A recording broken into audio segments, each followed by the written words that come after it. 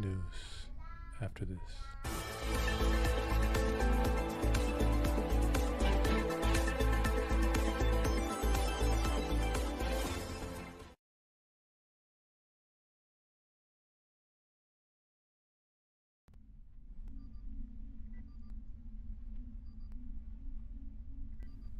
Senior diplomat in whirlwind meetings to deliver China's vision for security and development.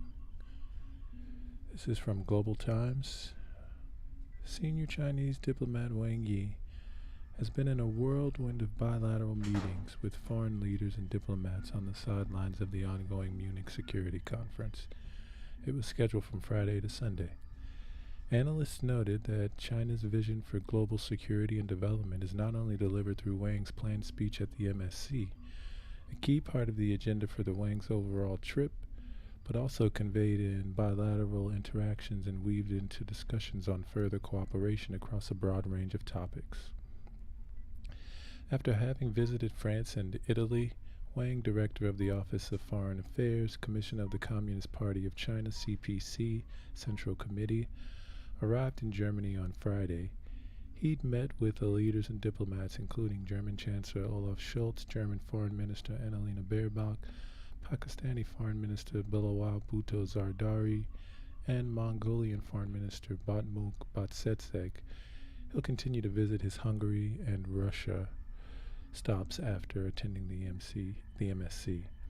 When meeting Schultz, Wang, also a member of the Political Bureau of the CPC Central Committee, said China is ready to fully restart exchanges with Germany and Europe in various fields, expand mutually beneficial cooperation, and enhance mutual understandings, Xinhua news agency reported. Both China and Germany should support multilateralism and free trade, reject practices of decoupling and severing supply chains, and safeguard the stability of global production and supply chains, Wang said. Although China and Germany have different social systems and cultural backgrounds, safeguarding world peace and promoting global development serves the common interest of the two countries and is also the two's common responsibility, the Chinese diplomat told Baerbock.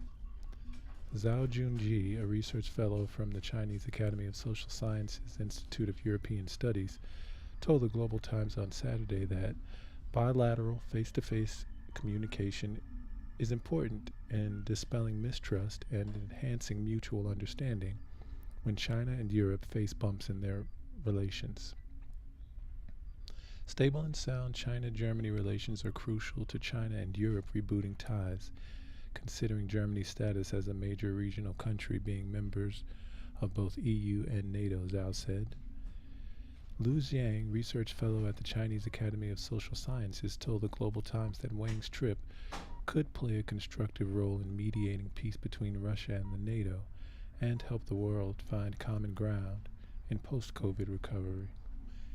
With the Russia-Ukraine conflict dominating the MSC agenda, China's role is not only to deliver its broad security vision, but also to show the world that despite differences and disagreements with some countries, China, as a responsible major power, can have dialogue and cooperate in a mutually beneficial way rather than getting indulged in confrontational mentality, analysts said.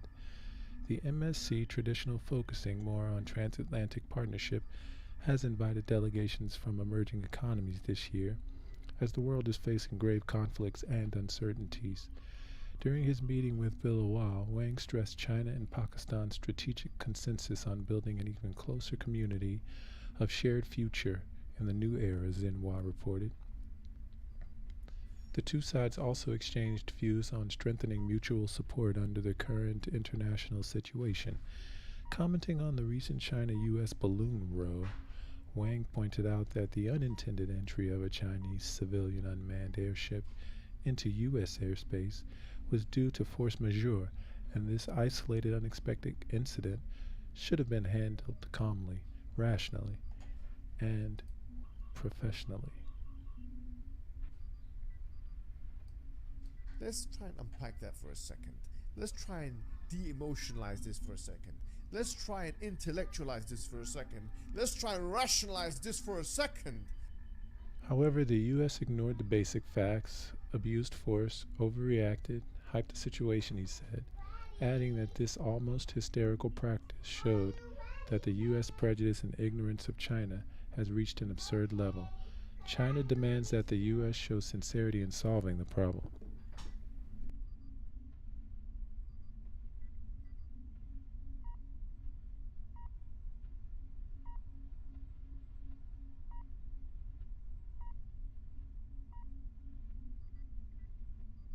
China also demands that the U.S. stop doing such absurd things out of domestic political needs, Wang said. When he met with Basset Seg, the senior diplomat expressed the willingness to enhance cooperation on areas including trade, mining, infrastructure, anti-desertification, cultural exchanges. When the impact of the Ukraine crisis casting a shadow over the global stability and economy recovery, China's stance is consistent, promoting peace talks, urging de-escalation, and calling for mutual understanding and cooperation to replace a policy of decoupling and bloc confrontation, analysts said.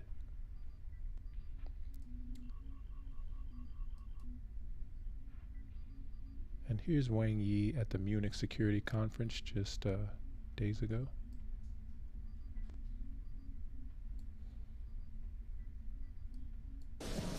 I will speak Chinese.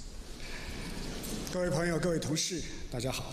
Dear friends, colleagues, I am delighted to join you in person at the Munich Security Conference after 3 years and meet face to face with friends old and new.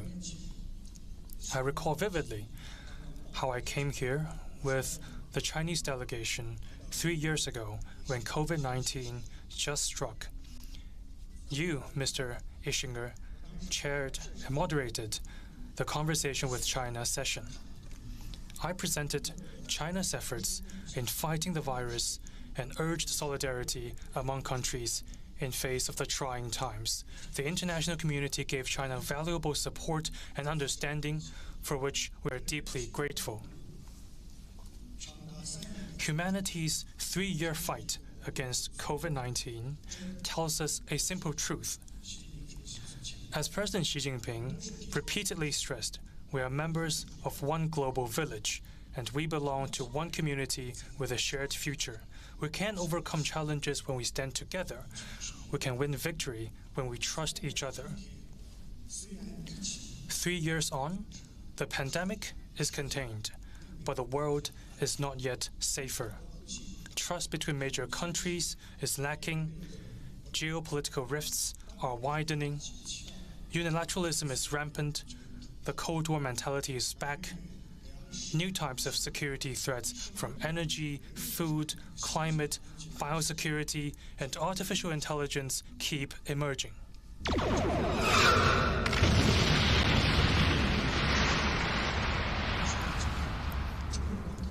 Standing at a critical juncture of history, human society must not repeat the path of antagonism, division, and confrontation, and must not fall into the trap of zero-sum game, war, and conflict.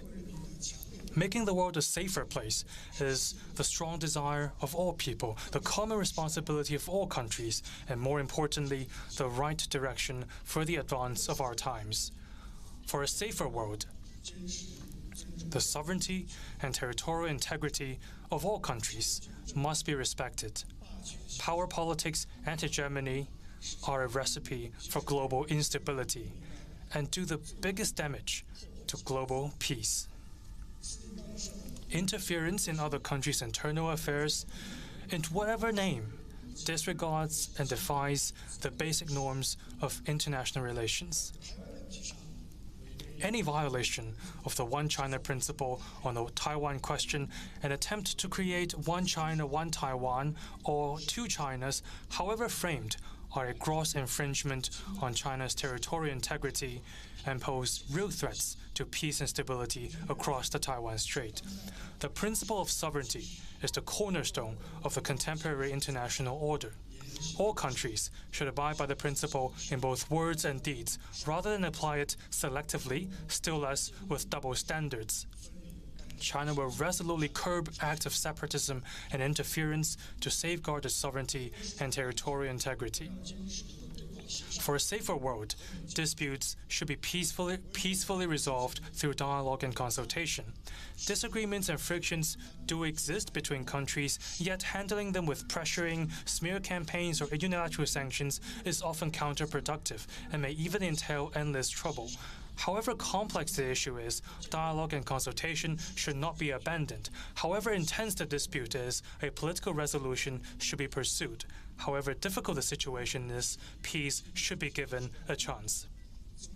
China follows a new vision of common, comprehensive, cooperative, and sustainable security as put forward by President Xi Jinping.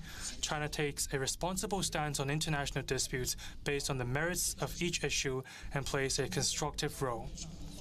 On the Ukraine issue, China's position boils down to supporting talks for peace.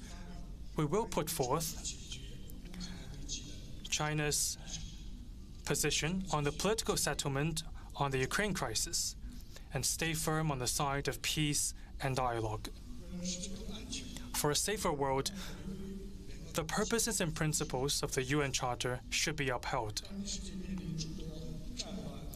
The chaos and conflicts plaguing our world today occur because the purposes and principles of the Charter have not been truly observed.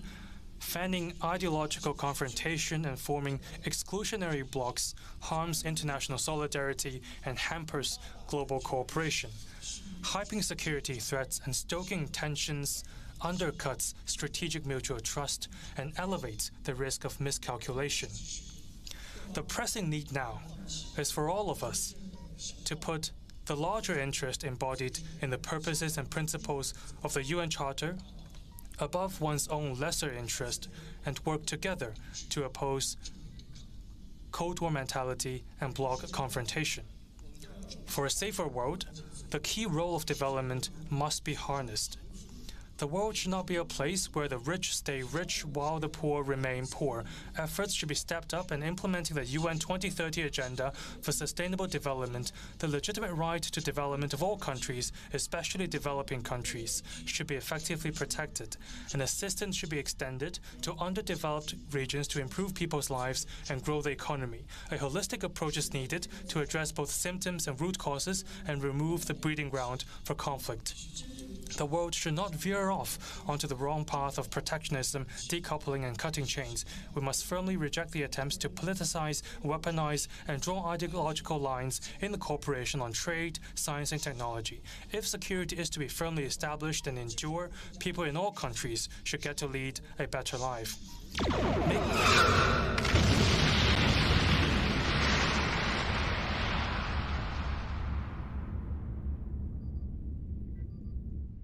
Making the world a safer place is China's abiding commitment.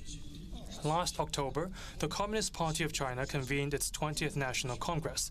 General Secretary Xi Jinping declared that China's central task in the new era and on the new journey is to advance the rejuvenation of the Chinese nation on all fronts through a Chinese path to modernization. On how to accomplish this modernization of the largest scale in human history, China has given an unequivocal and steadfast answer: keeping to peaceful development. Peaceful development is not an expediency nor diplomatic rhetoric, but a strategic choice informed by a deep grasp of the past, present, and future. Looking over the past, China suffered deeply from foreign aggression and expansion in modern times. This country fully appreciates the value of peace and importance of development. Shortly after the founding of New China, we put forward the 5 principles of peaceful coexistence. Over the past 70-plus years, China has never initiated a war or occupied an inch of foreign land. It is the only country that has put peaceful development in its constitution and the only country among the 5 nuclear weapon states to pledge no first use of nuclear weapons. China's track record on peace can stand the scrutiny of history, and its peaceful rise is an unprecedented miracle in human history.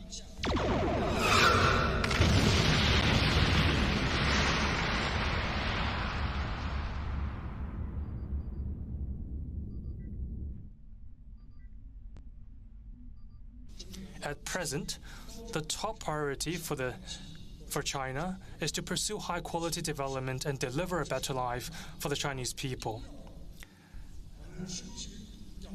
We know fully well that development is only possible in a peaceful and tranquil international environment. This requires that China lives in peace with other countries and pursues win-win cooperation with the rest of the world.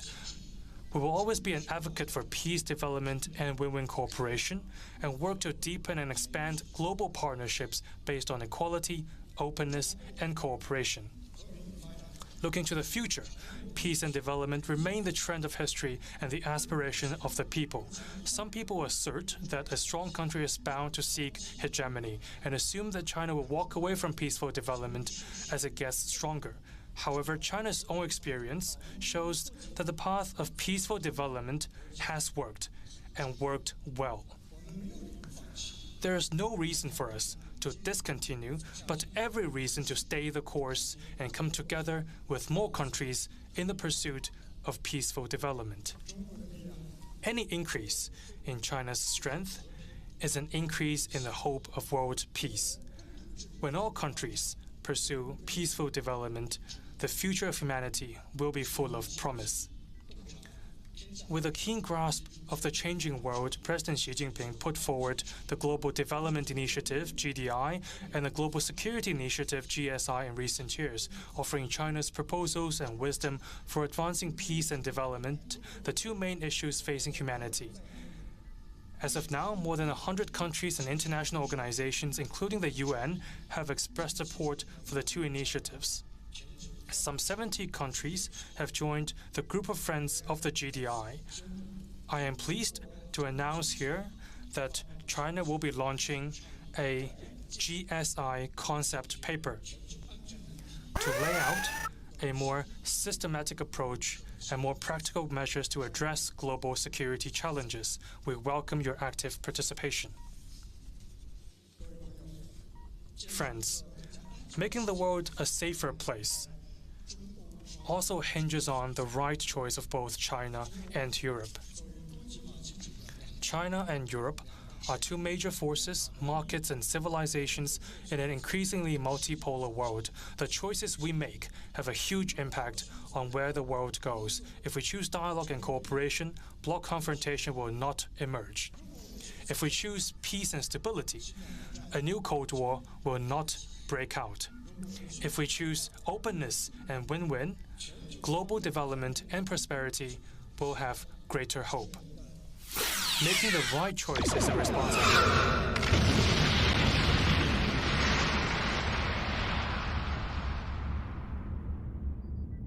responsibility we share.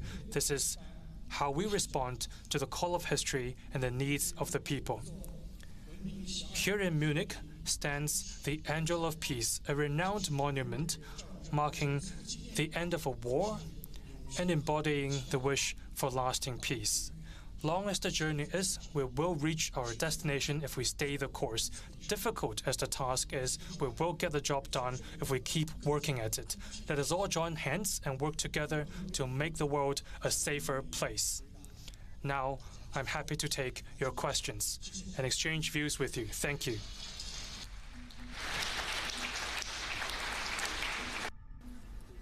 Thank you very much. Thank you very much in this hall here today that we have not more than 37 element of our proceedings here today. That was a remark made 4 days before the outbreak of the current war of aggression.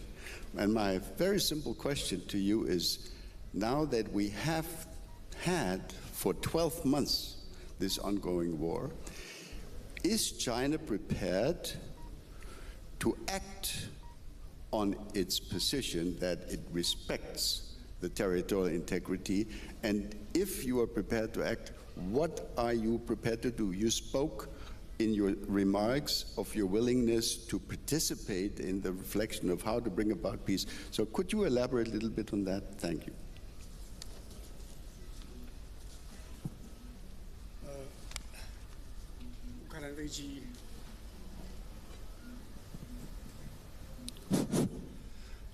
乌克兰的危机不是我们愿意看到的。 to see 那么 a 我们 the crisis in Ukraine. And we are deeply concerned by the expanded and extended crisis. We are not a party directly concerned, but we do not sit idly by. We do not add fuel to the fire, and we are against reaping benefits from this crisis. What we have been doing is to facilitate peace talks, but we stand on the side of peace and dialogue. As a matter of fact, since the second day of the crisis, on the 25th of February, President Xi Jinping suggested that Russia and Ukraine sit down together and talk to each other to seek political settlement of the crisis. In Belarus, in Turkey, there were multiple rounds of peace talks. And we saw a framework text on the peaceful resolution of the crisis. However, that was stopped. We did not know why the process was cut short. Some forces might not want to see peace talks to materialize. They don't care about the life and death of Ukrainians, not the harms on Europe. They might have strategic goals larger than Ukraine itself. This warfare must not continue.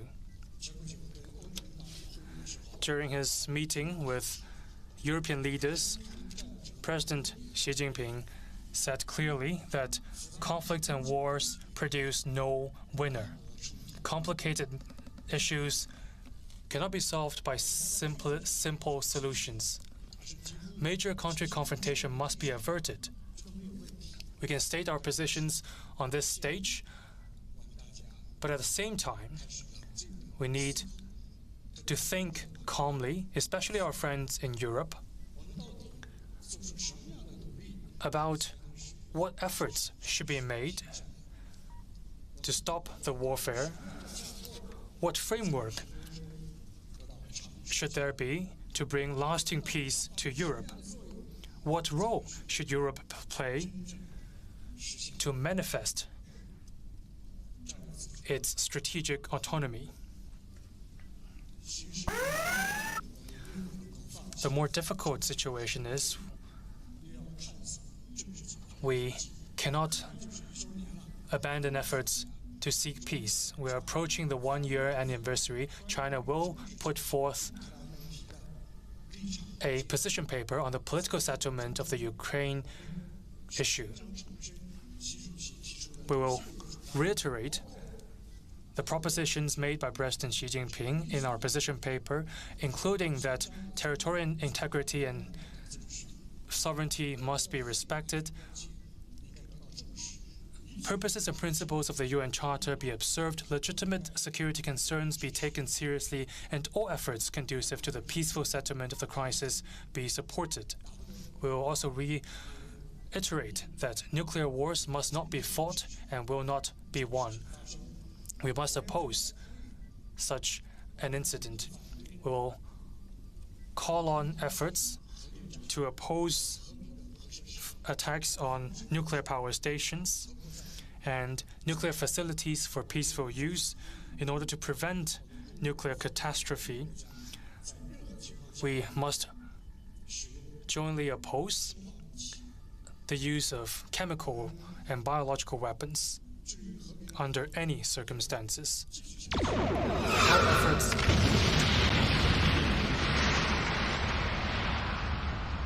to promote peace will continue. Put simply, we will work with all sides, sustain our efforts, and work until the day peace arrives. Thank you. Thank you very much, sir. Now, I have collected a couple of questions. We have very limited time.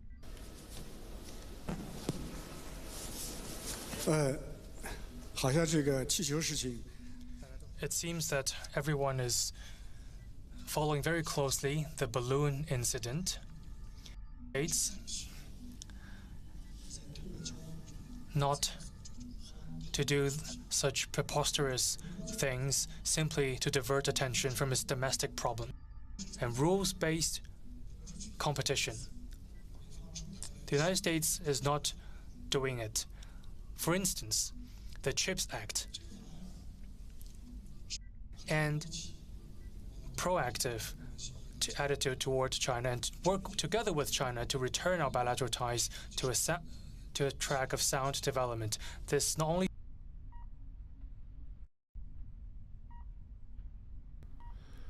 And from Radio Free Europe, Radio Liberty, we have China's top diplomat urges end to hostilities ahead of Moscow visit.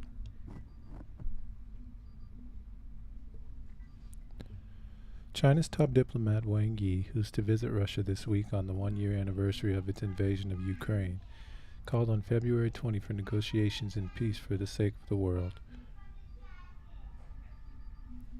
We would like a political solution to provide a peaceful and sustainable framework to Europe, Wang said during a stopover in Hungary. China regards Russia as an ally, counterbalancing U.S. global power, and has so far refrained from condemning the invasion of Ukraine while repeatedly urging for peace. Putin may meet top Chinese party official on Moscow trip.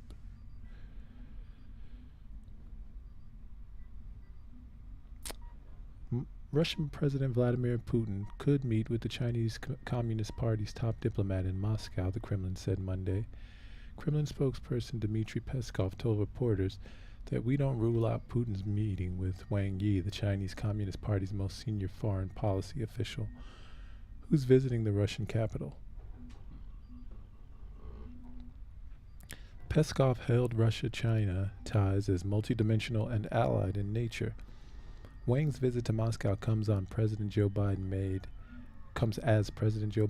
an unannounced visit to Ukraine on Monday to meet with President Volodymyr Zelensky and show U.S. support for Kiev on the eve of the Russian military operation's one-year anniversary. Wang's trip to Russia follows talks Saturday with U.S. Secretary of State Antony Blinken on the sidelines of an international security conference in Munich. Blinken said in a tweet after the meeting that he reiterated a warning to China on providing assistance to Russia and Ukraine, including assistance Moscow with evading sanctions the West has imposed on Moscow. China, which has declared a no-limits friendship with Russia, has pointedly refused to criticize Moscow's actions, blaming the U.S. and NATO for provoking the Kremlin, and has blasted the punishing sanctions imposed on Russia. Russia, in turn, has strongly backed China amid the tensions with the U.S. over Taiwan. The two nations have held a series of military drills that showcased increasingly close defense ties amid tensions with the United States. And this is Voice of America News, clearly part of the military-industrial complex there. And we have from CGTN Chinese News, China-Hungary pledged to strengthen ties.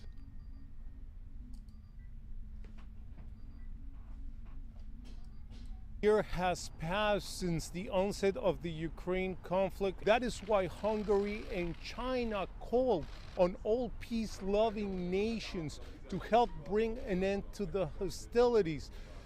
China's top diplomat Wang Yi and Hungary's foreign minister Peter Szijjártó said that they would like Ukraine and Russia to come back to the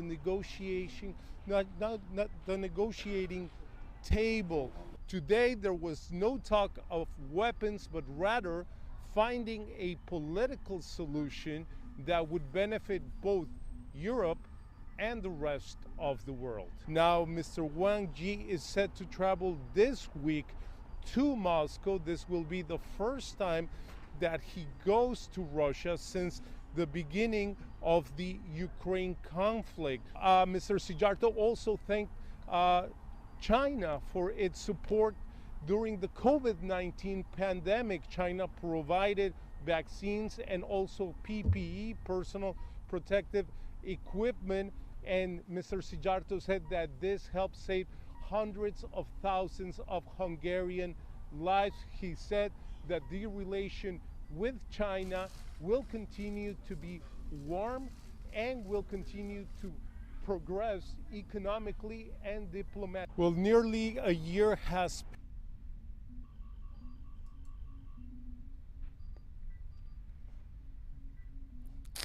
And also from CGTN, this is China urges U.S. to make concrete efforts in promoting peace talks between Russia and Ukraine.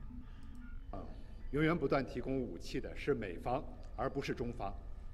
Yes, Wang Wenbin, Chinese Foreign Minister spokesperson.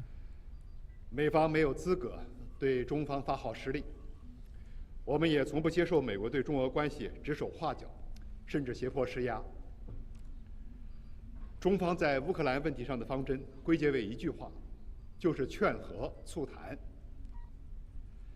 究竟是谁在呼吁对话争取和平，又是谁在拱火递刀鼓动对抗？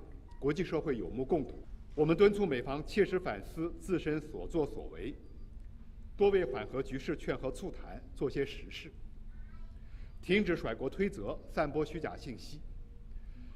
中方将继续坚定站在对话一边，站在和平一边，为推动局势缓和降温发挥建设性作用。向战场。 And from Shine.cn, China says U.S. in no position to lecture on Ukraine crisis.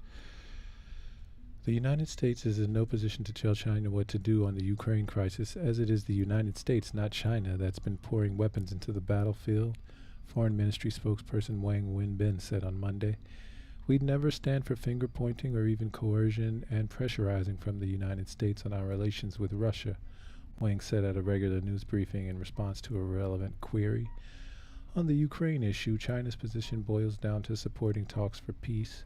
The international community is fully aware who's calling for dialogue and striving for peace, and who's fanning the flames and stoking confrontation, he said. He urged the U.S. side to seriously reflect on the role it's played, do something to actually help de-escalate the situation and promote peace talks and stop deflecting the blame and spreading disinformation. He said China will continue to stay firm on the side of peace and dialogue, and play a constructive part in easing the situation. Noting that the one-year mark of the Ukraine crisis is just days away, Wang said China will release a position document on seeking potential political settlement of the Ukraine crisis. The document will reaffirm President Xi Jinping's important propositions, including respecting the sovereignty and territorial integrity of all countries, upholding the purposes and principles of the UN Charter, taking seriously the legitimate security concerns of all countries, and supporting all efforts conducive to a peaceful resolution of the crisis. The document will underscore again that a nuclear war must never be fought and can never be won, according to the spokesperson.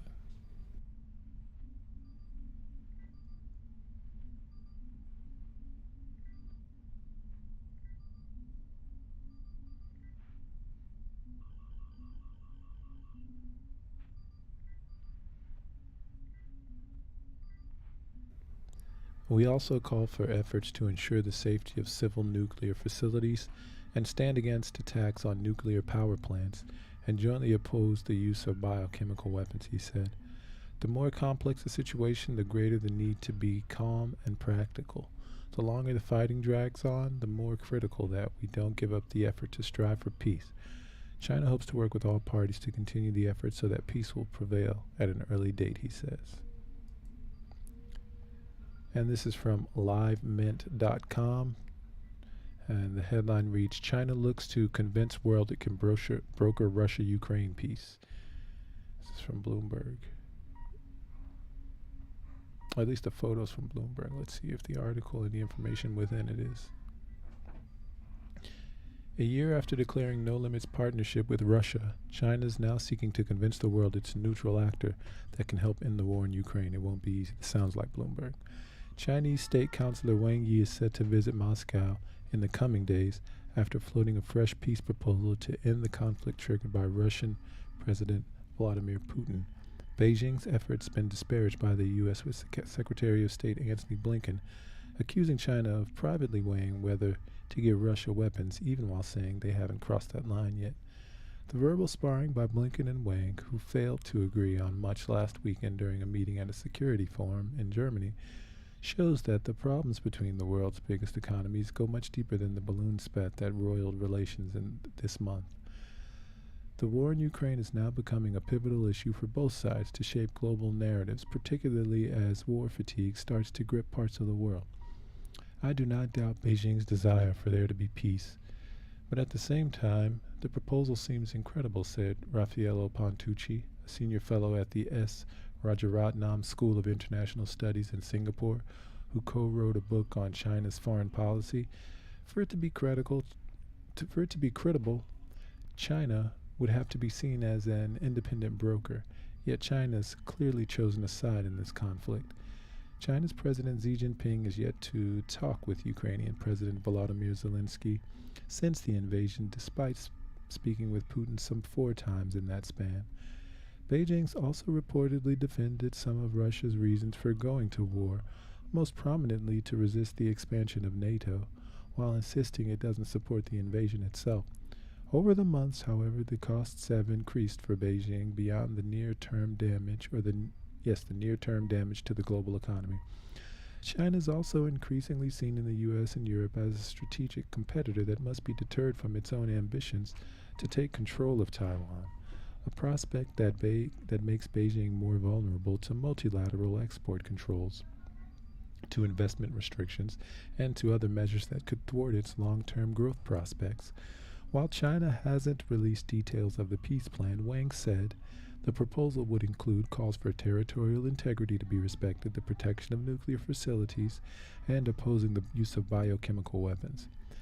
It was immediately met with some skepticism on the ground, with German Foreign Minister Annalena Baerbock saying a Russian troop withdrawal of Ukraine must be a condition of any peace deal.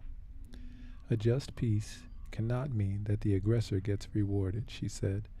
European officials familiar with the plan, who asked not to be identified, said it's expected to include calls for a ceasefire and for a halt to arms deliveries to Ukraine.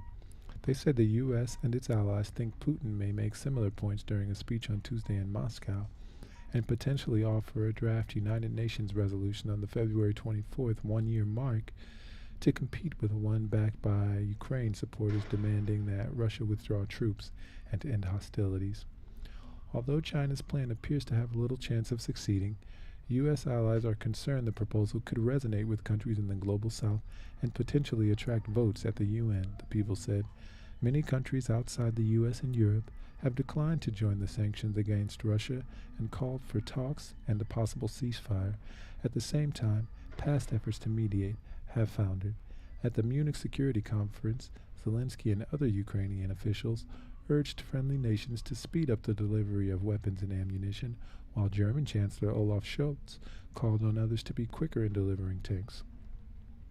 Dwindling ammunition supplies are a concern, with Ukrainian and Russian forces burning through tens of thousands of artillery shells each day. For China, the peace proposal helps paint Xi as a global statesman while also shaping the outcome toward one that helps Beijing. Some Chinese participants at the conference were surprised at how the U.S. and its allies were lumping China and Russia together, and they understood the need to counter that narrative. While China has provided diplomatic support to Putin ever since the invasion, recently Chinese diplomats have sought to create some distance with Moscow. In a phone call with his Russian counterpart Sergei Lavrov in early January, new Chinese Foreign Minister Qin Gang said ties were based on 3 no's: no alliance, no confrontation, and no targeting of any third party.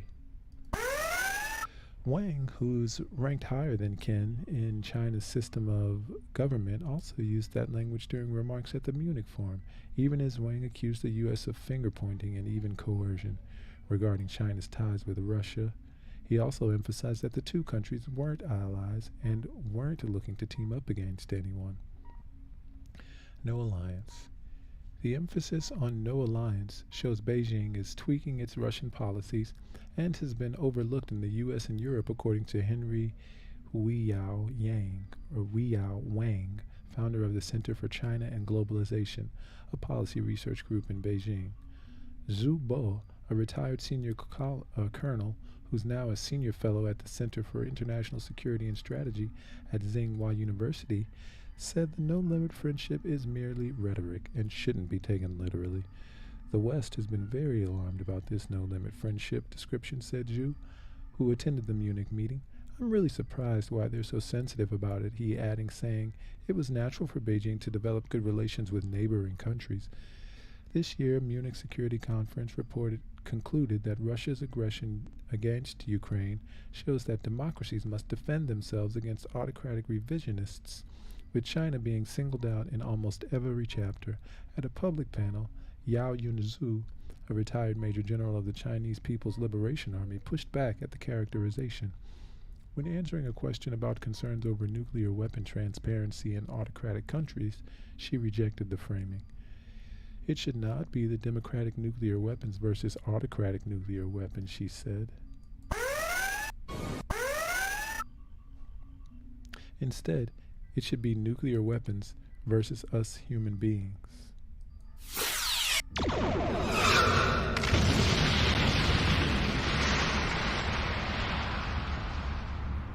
And here is Alexander Mercurius on Wang Yi.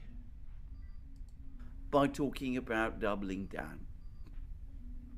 I have to say, I think this is a pathetic spectacle, and you can see why the reporter from Politico is talking about Munich being nervous and the end of the world as we know it.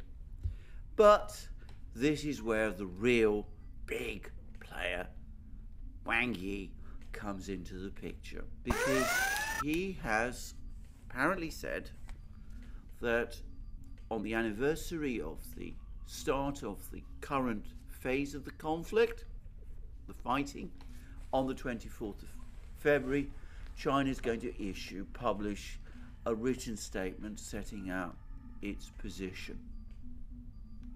Now, I don't think this breaks any new ground. It's been reported in multiple places as China preparing some sort of peace plan. I haven't read Wang Yi's statements to suggest any such thing. He's just going to set out, or China's going to set out, in writing, in a single document, its overall position. But merely, apparently, floating that idea has been enough to create the equivalent of a nervous breakdown. Yes, I would say peace plan is a strong word. I mean, is a strong phrase. But peace is definitely at the forefront of the concepts within whatever it is that China is going to present. Amongst all of the other people, the Western leaders present in Munich. And to get a sense of how agitated they are by what Wang Yi has been talking about, I'm going to go to an article in the Financial Times. It was, in fact, when it was published, the lead article in the Financial Times. And even though it's behind a paywall, on this occasion, I'm going to read it in full, because to my mind, it gives an extraordinary sense of the kind of hysteria that has gripped the Western leaders, a hysteria born of that nervousness, that sense of failure that the reporter from Politico was talking about. Let's try and unpack that for a second. Let's try and de-emotionalize this for a second. Let's try and intellectualize this for a second. Let's try and rationalize this for a second. The article starts blandly enough. Chinese peace proposal on Ukraine provokes Western skepticism. As I said, I'm not aware that the Chinese are making a peace proposal. Perhaps they are. But as I said, as far as I understand it, all Wang Yi is saying is that China is going to set out its overall position in writing in a single document about the conflict. But anyway, we then go. Yes, and as we have seen in prior articles in this segment, there is talk of peace within China's proposals. Go on to read. Wang Yi told the Munich Security Conference on Saturday that China was not directly concerned in the conflict, but was not standing idly by, and would soon publish a position paper on how to find a political solution. He said it would be based on principles already laid out by President Xi Jinping, including territorial integrity and the sovereignty of all countries. In an apparent reference to the Russian army's occupation of Ukraine's Zaporozhye nuclear power plant, Wang also said China opposed attacks on nuclear power stations. That is inverting reality, because what Wang Yi is, of course, talking about is the Ukrainian shelling of the Zaporozhye nuclear power plant. The Financial Times is trying to twist it round. It's trying to make out that Wang Yi is talking about the Russian occupation of the Zaporozhye nuclear power plant, which is, of course, not the case. The Financial Times has, like most of the Western media, not all of it, by the way, but most of the Western media, has tried to avoid a straightforward admission that Ukraine in the past has shelled the Zaporozhye nuclear power Your station. inconsistencies are glaringly obvious. That, by the way, appears to have ended, but that's a discussion for another day. And then it goes on to say, the article goes on to say, the Chinese initiative is expected to be unveiled in the coming week around the February 24th anniversary of Russia's full-scale invasion of Ukraine. And then it becomes really interesting. Western leaders expressed concern about Sino-Russian cooperation. Kamala Harris, US Vice President, said Washington was troubled that Beijing had deepened its relationship with Moscow since the war began. Any steps by China to provide lethal support to Russia would only reward aggression, continue the killing, and further undermine a rules-based order. Well, the Chinese, of course, are opposed to the whole idea of a rules-based order. So if it undermines it, if Chinese weapons to Russia undermine a rules-based order, well, Kamala Harris has just given the Chinese an incentive, if you think about it, to do precisely that. But anyway, I'm going to come to this issue of Chinese arms sales to Russia in a moment. Antony Blinken, US Secretary of State, said the West would be skeptical of a Chinese peace initiative that called for an immediate ceasefire. Where is that world suggested? Where is the suggestion that the Chinese are going to propose an immediate ceasefire in this position paper? The Financial Times quotes him saying, who doesn't want guns to stop firing? Except we have to be incredibly wary of the kind of traps that can be set. Traps? What traps? What traps is he talking about? What are the Chinese doing which is different from what they have done before? They've issued many statements about the conflict in Ukraine. This latest position paper that they're due to publish, it looks like it's simply going to repeat much of what they've been saying already. And then Blinken goes on to say Russian President Putin might decide that because things are going badly for him, his best bet is to call an immediate ceasefire and create a frozen conflict. He will never negotiate the territory that he seized, and meanwhile he will use the time to rest, to refit, to rearm, and to re-attack. This is a response to a Chinese ceasefire proposal, which, to repeat, has not yet been made. And then we go on to read, US-China relations and the threat posed to European security by Russian aggression have dominated the Munich Security Conference, where senior foreign policy, defense and intelligence officials from across the West have gathered for 3 days of meetings. And then Western leaders have called on China to use its voice in the UN to condemn the war But China has maintained a studiously neutral position. And then last year, just 20 days before the invasion, President Xi and Vladimir Putin struck what they call a relationship without limits. Okay? So then we go on to read again. German Foreign Minister Annalena Baerbock said of the Chinese proposal. What Chinese proposal? We haven't had one yet. As I said, this is a position paper. It's not yet a proposal. I'm not sure there will ever be a proposal. That we have to exploit every chance of peace. It's good that China sees it as its responsibility as a member of the UN Security Council to stick up for world peace. But she warned Germany would not accept the Chinese proposal if it involved a suspension of Western arms supplies to Ukraine. If Russia stops fighting, then this war is over. But if Ukraine stops defending itself, then Ukraine is over, and we can't accept this. Any peace proposal must be based on the recognition of the sovereignty and territorial integrity of every country. What is this nothing you talk about? What is this nothing you talk about? Anyway, as I said, what has Wang Yi actually done? He's simply spoken about a position paper. That's all.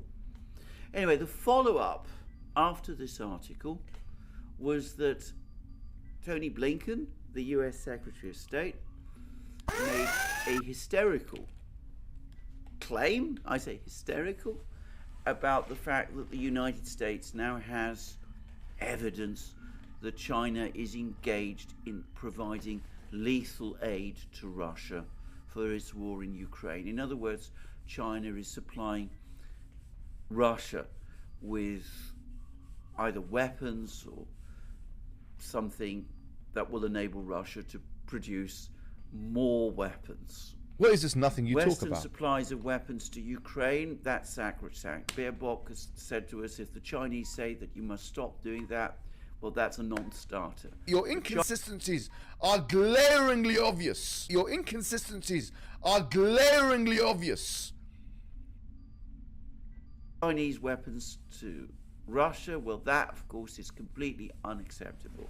Anyway, the reason Blinken is saying that, and it's clear to me from his comments that he has no actual evidence that anything like that is going on, is because he also is panicking over the suggestion that Wang Yi might be coming up with some sort of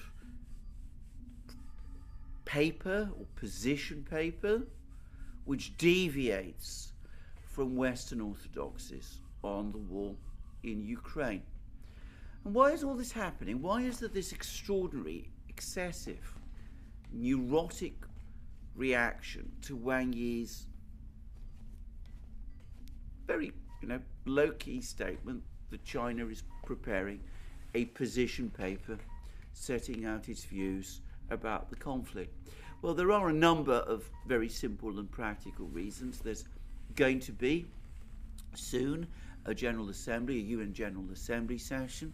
Apparently the Western powers have been trying to put together some kind of resolution at the General Assembly, which they hope they can pass, which will condemn in some way the Russian intervention in Ukraine. But apparently there's already arguments about this. Ukraine is apparently wanting some concrete measures to be set out in this resolution. There's nervousness that if that happens, countries that might be persuaded to support it will refuse to do so and will retreat into a position of neutrality. I'm taking all of these comments, by the way, from various parts of the British media, principally The Guardian. And of course, there's clearly worry that what will probably happen, or what may happen at this General Assembly session, is that the Chinese position paper, whatever it is, whatever it says, will gain traction, and that leaders from the global south will prefer it to whatever resolution the Western powers are going to propose.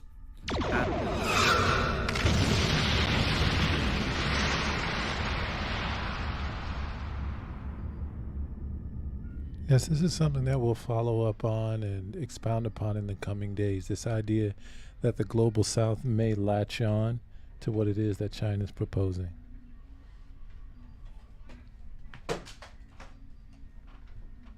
And that is one of the reasons why Western leaders are reacting in this incredibly nervous way to Wang Yi's comments about the fact that China is preparing this position paper. But let's put all that aside. What it shows, what all this nervousness, all this hysteria shows, is that the hardliners in the West have come to understand that in diplomatic terms at least, they've lost the initiative. They're losing the initiative, both in terms of global opinion and in terms, of course, of what's going on in the conflict itself. The attempt to isolate Russia has been a failure. The attempt to implode Russia has been a failure. And despite what Blinken is saying, the war is not going well for Ukraine. And that is the cause of all this nervousness in Munich, this sense of foreboding that is there, because the great plan of destabilizing Russia, installing a Western government in Russia, perhaps pro-Western government in Russia, perhaps even fragmenting the country, isolating China, all of that is turning to dust. And instead of the Chinese being pushed back, finding themselves on the back foot, there's now a serious risk, real alarm, that on the contrary, they're poised to take the initiative. They're going to take the initiative at the UN General Assembly. They're going to rally the Global South around whatever position paper they are preparing, that far from China and, of course, Russia being isolated, the Chinese are gaining the diplomatic initiative and are preparing to isolate the West. Well, there it is. I mean, it's an example, as I said, of the nervousness of the West, but one can also see, and it also explains, the apocalyptic headlines that we've seen in Politico. It's the end of the world as we know it. That was the headline.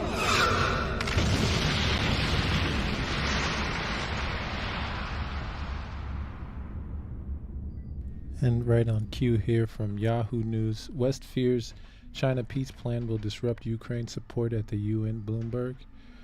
This is from Ukrainska Pravda. Western countries believe China's peace plan to resolve Russia's full-scale war against Ukraine can win the support of the countries of the Global South and thereby reduce the number of votes for similar pro-Ukrainian initiatives at the UN. While China hasn't released details of its peace plan, China's top diplomat Wang Yi said the proposal would include calls for territorial integrity to be respected, the protection of nuclear facilities, and opposing the use of biochemical weapons. European officials familiar with the peace plan, who asked not to be identified, told Bloomberg that it's expected to include calls for a ceasefire and for a halt to arm deliveries to Ukraine. They said the U.S. and its allies think Putin may make similar points during his address to the Federal Assembly on Tuesday in Moscow. Officials also suggested that Putin may potentially offer a draft United Nations resolution on the 24th February one-year mark to compete with one backed by Ukraine supporters demanding that Russia withdraw troops and end hostilities. Although China's peace plan appears to have little chance of succeeding, U.S. allies are concerned that the proposal could resonate with countries in the Global South and potentially attract votes at the UN. Last week it became known that Chinese President Xi Jinping intends to deliver a peace speech, quote-unquote, on the anniversary of the start of the war in Ukraine, where the mentioned peace plan, quote-unquote, will probably be presented. Previously, cooperation between Moscow and Beijing strengthened after Russia decided to launch a full-scale invasion of Ukraine on 24 February. China refused to criticize Moscow's actions instead, accusing the US and NATO of provoking the Kremlin and criticized sanctions against Russia. Russia, in turn, strongly supported China against the background of Taiwan-related tension with the United States. And there's Wang Wenbin's press conference. And here, China, Hungary ready to cooperate, ever-ending Ukraine conflict. Or over-ending Ukraine conflict. China and Hungary are ready to cooperate with peace-loving nations to end the Ukraine war, Beijing's top diplomat said on Monday. Wang Yi was speaking in Budapest amid tensions about U.S. allegations that Beijing's considering arming Russia in its war against Ukraine. Beijing has rejected the accusations. China and Hungary are happy to work together and other peace-loving countries to end the current war as soon as possible, Wang Yi said, according to an official translation. We'd like the parties to return to the negotiating table, he added, reiterating a call for the support for a Chinese proposal to end the war. Hungarian Foreign Minister Peter Szijjártó said he welcomed the Chinese position, which sought to establish peace as soon as possible. Wang also hailed the Hungarian government's China-friendly policy, thanking Budapest for supporting China's legitimate positions at international and multilateral forums. Although China and Hungary are geographically far apart, their relationship is developing extremely well, Wang added. On Sunday, Hungarian Prime Minister Viktor Orban invited Wang to a private dinner, Hungarian news agency MTI reported. Environmental protests erupted recently over a Chinese lithium-ion electric vehicle battery plant under construction in Hungary's second biggest city, Debrecen. Orban's been keen to woo foreign manufacturers and promote the country as a global hub for EV batteries. Wang, who visited several European capitals in recent days and attended the Munich Security Conference, is headed to Moscow next. And from the Global Times, top Chinese diplomat praises China-Hungary relations as model for internal exchange. Despite differences in size, China and Hungary have always respected, understood, and trusted each other. The bilateral relations have become a model for international exchange, China's top diplomats said when meeting with Hungarian Prime Minister Viktor Orban in Budapest on Sunday. Wang Yi, director of the Office of Foreign Affairs Commission of the Communist Party of China, CPC Central Committee, is scheduled to visit France, Italy, Hungary, and Russia from February 14th to the 22nd at the invitation of governments of the four countries. China is ready to advance friendly exchanges with Hungary in an all-around way, deepen mutual beneficial cooperation, and strive to promote democracy in an international relations and multipolar world, Wang noted. As the year marks the 10th anniversary of the China proposed Belt and Road Initiative, the two sides should continue to strengthen high-quality cooperation in jointly building the initiative. Wang said, emphasizing that China appreciates Hungary's active support for the development of China-EU relations, which not only serve the interests of the Chinese and Hungarian people, but also serves the fundamental and long-term interests of Europe. Orban said that the Hungarian side firmly pursues a friendly policy toward China and attaches great importance to cooperation with China in various fields. Hungary will continue to make unremitting efforts to promote the development of EU-China relations, he added. Thanks to China's selfless assistance over the years during the pandemic, Chinese vaccines have saved many lives in Hungary, the Prime Minister remarked. Hungary started using COVID-19 vaccines produced by China National Pharmaceutical Group Sinopharm on February 24, 2021, becoming the first EU country to do so. Before that, Hungary's regulator granted emergency use approval for the use of the Chinese COVID-19 vaccine on January 29, 2021, and then purchased 5 million doses from Sinopharm, enough to treat 2.5 million people in the country with a population of nearly 10 million.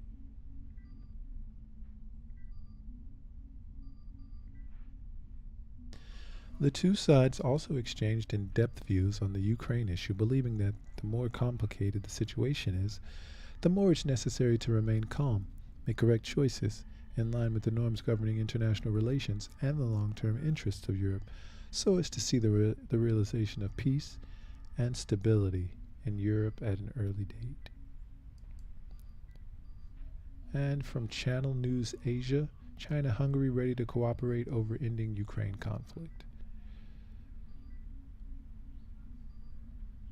China and Hungary are ready to cooperate with peace-loving nations to end the Ukraine war, Beijing's top diplomat said on Monday.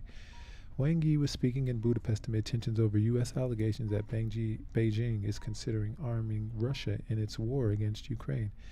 Beijing's rejected the accusations. I feel like we've already read something similar to that.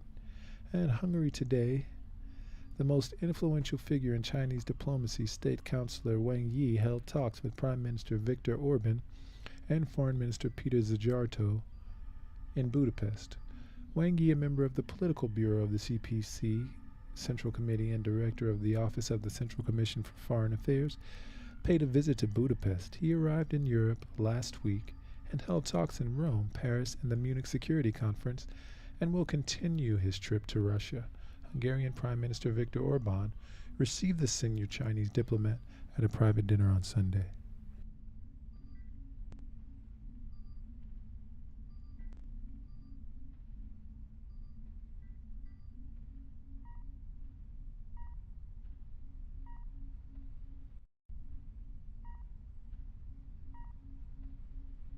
Minister of Foreign Affairs and Trade Peter Szijjártó held talks with Wang Yi on Monday about the cooperation between China and the countries of Central Europe, as well as the strategic partnership between the two countries. We met for the first time 8.5 years ago when I traveled to Beijing as a new minister at the invitation of my Chinese counterpart. This is the 15th time we've met since then, and in that time, beyond professional cooperation, I can safely say that we've developed a friendly relationship, Szijjártó wrote on Facebook. He stressed that as Foreign Minister, Wang Yi has done a great deal to improve relations between China and Hungary, from which our countries benefited enormously. Hungary has been consistently high on the investment map of the largest Chinese companies, and our trade turnover is regularly over $10 billion, he explained. Now that my colleague has moved up a level, we can look forward to a bright future of cooperation, the minister added. In a joint press statement, Wang Yi stressed that there's mutual respect and trust between the two countries, mutual support for each other in resolving difficulties, and very good relations between the leaders, which greatly contributes to strengthening ties. He said that Beijing appreciates the Hungarian government's China-friendly policy, providing support on certain issues in international fora. Wang Yi underlined that China is also ready to assist Hungary in the interest of its sovereignty, security, and development. And so watch this space, and we'll be back with more news.